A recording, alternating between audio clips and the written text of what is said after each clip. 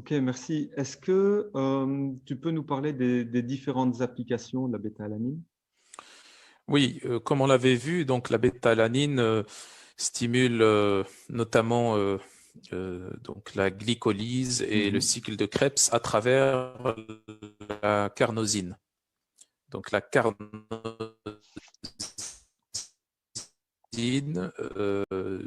est connue pour stimuler la glycolyse. La stimulation du cycle de Krebs passe aussi par le coenzyme A, donc avec le fameux acétylcoenzyme A, et aussi les autres enzymes du cycle de Krebs qui sont à base de coenzyme A. Et donc, dans ce sens, il est important d'utiliser la bêta-alanine pour améliorer la performance sportive. Donc, c'est l'une des applications les plus répandues de Mhm. la bêta-alanine.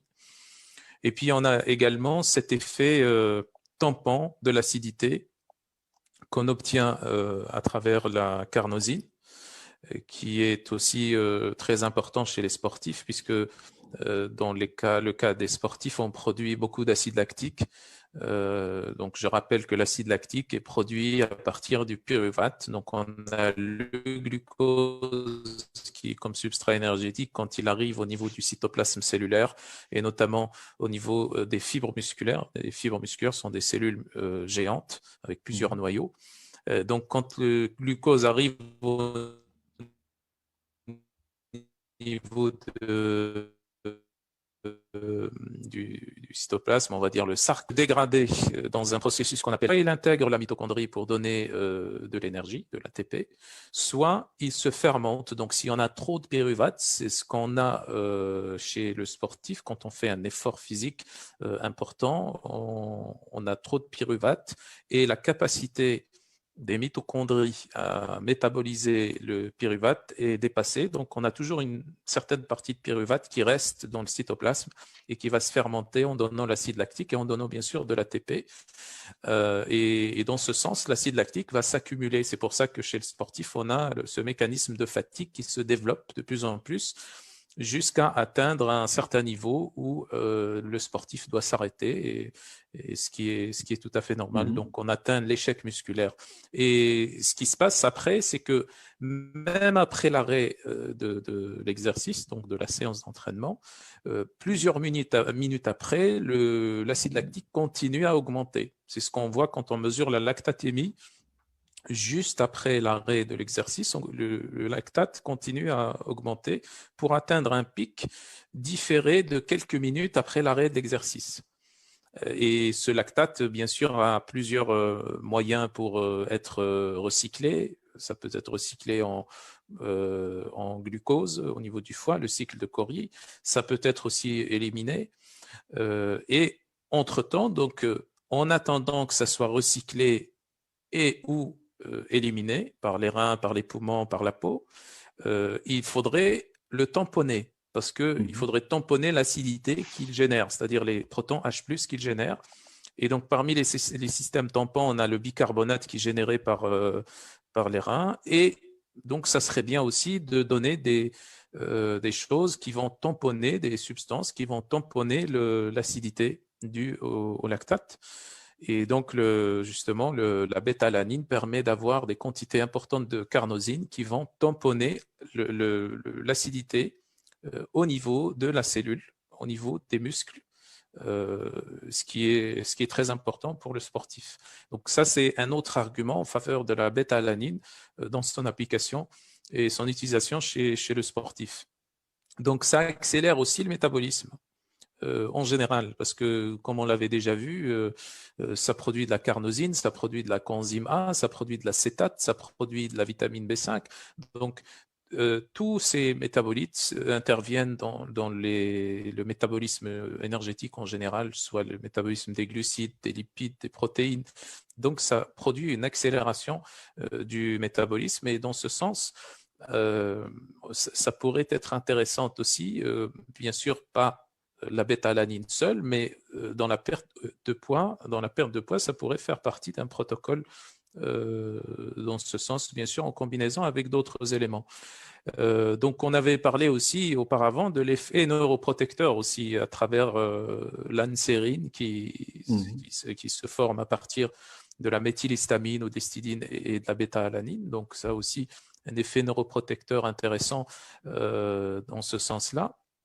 Et puis également, si vous avez remarqué, quand on avait parlé de la production de carnosine ou de la production d'ansérine, donc on a l'utilisation avec la bêta-alanine de l'histidine. L'histidine, c'est le précurseur de l'histamine. Et même dans le cerveau, on a même l'utilisation de l'histamine, la méthylhistamine. Et ce qui voudrait dire que quand on donne de la bêta-alanine, donc on produit de la carnosine et de l'ansérine, et dans ce cas, on puise dans le pool de l'histamine et de l'histidine, c'est-à-dire qu'on va réduire l'histamine et l'histidine. Ce qui fait qu'on a ici des effets, bon, on ne peut pas dire antihistaminiques, parce que ça a une autre signification, mais en tout cas, on diminue la quantité d'histamine, ce qui pourrait être très intéressant chez les personnes qui ont, par exemple, une intolérance à l'histamine. Bien sûr, ça ne devrait pas être le seul, c'est-à-dire le seul traitement, mais ça pourrait en faire partie. Donc, on avait parlé aussi du fait que il y avait un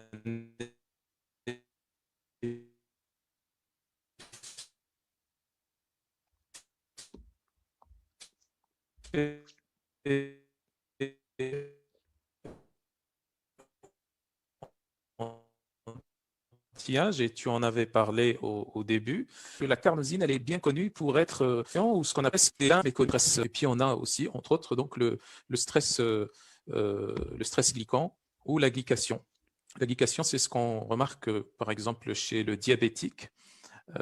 Diabétique, il a régulièrement des niveaux assez élevés des pics de glucose régulièrement dans le sang. Et comme dans le sang, on a aussi l'oxygène au niveau de l'hémoglobine, porté par l'hémoglobine. Donc, cet oxygène va oxyder, ou plutôt le glucose va se lier avec l'oxygène en glyquant l'hémoglobine, d'où le fameux biomarqueur qu'on mesure chez le diabétique, l'hémoglobine glyquée ou l'HB glyqué.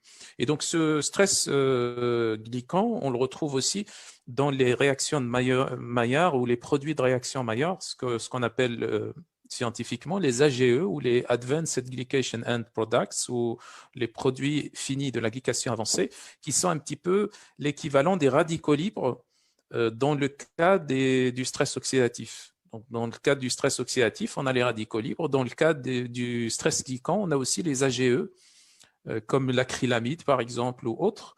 Et dans ce sens, donc, la carnosine a un puissant effet anti-glycation. C'est pour ça qu'elle a cet effet anti-âge. Et puis, on va dire pour finir sur les effets et applications de la bêta-alanine, on a aussi une stimulation du catabolisme du cholestérol. Et ça, c'est par le biais de la vitamine B5, l'acide pantothénique. Quand on dit catabolisme du cholestérol, ça ne veut pas dire forcément diminuer la quantité de cholestérol ou diminuer les taux de cholestérol, c'est plutôt la synthèse, par exemple, des hormones stéroïdiennes, donc progestérone, testostérone, œstrogène, donc ça provient du cholestérol. Et puis également la synthèse de la vitamine D également, qui provient du 7-déhydroxycholestérol aussi. Donc, quand on s'expose au soleil, on obtient ça. Et donc, ce mécanisme-là du catabolisme du cholestérol, on l'obtient à travers la vitamine B5. Dans le précurseur, parmi les précurseurs, c'est la bêta-alanine.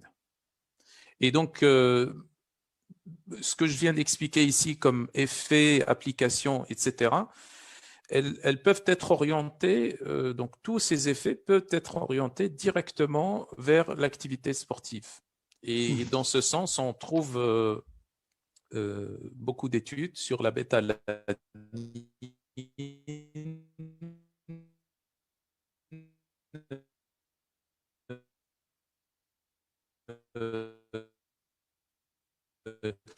et la performance sportive. Donc ici, l'effet sur le sportif, etc., de la bêta-alanine, mais par rapport aux performances sportives. Performance aérobie, les sports, les activités, les efforts aérobie, ou les effets anaérobie aussi, ou plutôt les efforts anaérobie aussi, où on a aussi des effets d'amélioration significative. On a juste une catégorie de sport qui n'est pas influencée par la bêta-alanine. Ce sont les sports qui sont extrêmes, c'est-à-dire de haute intensité et de courte durée. Donc, dans les efforts qui sont supérieurs ou plutôt inférieurs à 1 minute, on n'a pas observé dans les études, en tout cas dans la majorité des études, c'est une tendance scientifique qu'on n'a pas observé d'effet significatif sur la performance des sports qui présentent qui se font par des exercices inférieurs, dont la durée est inférieure à 1 minute. Sinon, tout ce qui est supérieur à 1 minute, que ce soit anaérobie lactique dans ce cas ou aérobie, on obtient des résultats très intéressants en termes d'amélioration de la performance.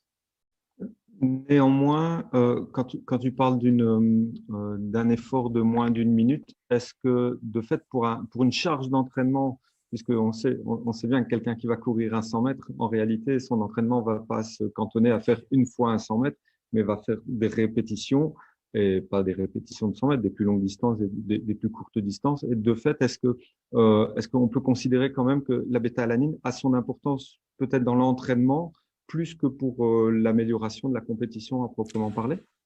Tu as raison, parce que ici, dans les études, on fait des tests, en fait. C'est-à-dire, on ne teste pas sur l'entraînement ou sur des séances longues, etc. C'est clair, quand on dit que l'haltérophilie est un sport à haute intensité et de courte durée, on parle plutôt des exercices olympiques dans l'haltérophilie qui sont l'arracher, l'épaulé jeté. Quand on réalise un exercice, on le réalise en 3 secondes, en 4 secondes maximum. Sauf que, comme tu dis, quand on s'entraîne, on met beaucoup plus de temps. On fait des répétitions, les séances d'entraînement durent des heures, etc. Et donc là, on n'est pas en train de parler de ça en réalité. Si on revient à ce que j'avais expliqué au tout début, la carnosine, plutôt la bêta-alanine dans son métabolisme, elle va stimuler le métabolisme énergétique aérobie, c'est-à-dire au niveau de la mitochondrie. Et puis également, on va pas dire qu'elle va stimuler le métabolisme anaérobie lactique, mais ça va aider aussi à tamponner l'acide lactique dans ce sens. Et dans ce cas, ça va aider le sportif à dépasser un peu plus sa fatigue et donc à s'entraîner un peu plus.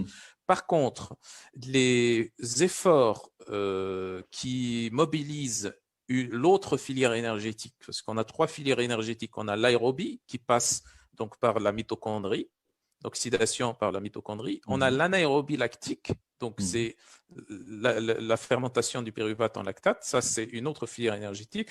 On a une 3e filière énergétique qui est celle de la phosphocréatine et qui, elle, n'a strictement rien à voir avec ces 2 filières énergétiques qui sont suffisamment liées. Donc, la bêta-alanine pourrait intervenir dans ce sens, c'est-à-dire dans le sens de ces 2 filières aérobie et anaérobie lactique, mais pour les filières énergétiques, la filière énergétique phosphocréatine, où on a la créatine phosphate qui se divise en créatine et en phosphate organique en donnant de l'ATP. Donc ça, c'est une autre filière qu'on trouve chez les sports de force maximale et de très courte durée. Et dans ce sens, la bêta-alanine, elle pourrait aider ces sportifs au niveau des entraînements, par exemple, en les aidant à récupérer, parce que la filière aérobie sert aussi à améliorer la récupération. Ça pourrait aussi aider ces sportifs à avoir plus d'énergie, parce que les mitochondries aussi apportent de l'énergie, même chez ces sportifs. Mais il faut comprendre que la filière énergétique principale chez ces sportifs, c'est la filière anaérobie lactique, c'est-à-dire la filière de la phosphocréatine. C'est pour ça que dans les études, on trouve des résultats très significatifs par rapport à des performances anaérobie et aérobie, mais moins spectaculaires par rapport à des performances qui sont d'assez courte durée, où les efforts sont de courte durée. Mais globalement, ce que tu dis est vrai, c'est-à-dire que ça va pouvoir aider aussi ces sportifs qui font des sports de force et de courte durée, mais dans leur entraînement du Sur la coup, et non charge. pas dans des, disons, des Mm. performances ou sur des charges.